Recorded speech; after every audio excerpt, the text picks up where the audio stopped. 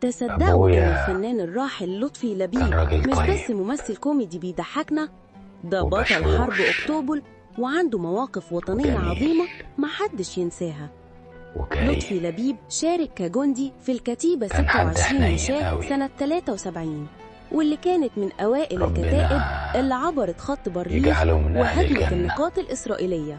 وبيحكي دايما إن ويجمعنا وقتها فيها. ما كانش فيه فرق بين مسلم ومسيحي، الكل كان أنا إيد أبويا واحدة، لدرجة إن زمايله عرفوا إنه مسيحي بعد 10 أبويا سنين لما سألوه مش بتصلي كان راجل معانا ليه؟ طيب وقال لهم عشان مسيحي. وبشوش والأجمد من كده بقى إنه بعد ما قدم وجميل دور السفير الإسرائيلي في فيلم السفارة في وكريم. العمارة، السفارة الإسرائيلية حاولت كان حد تكرمه حنين قوي. لكنه رفض وقال ما ينفعش.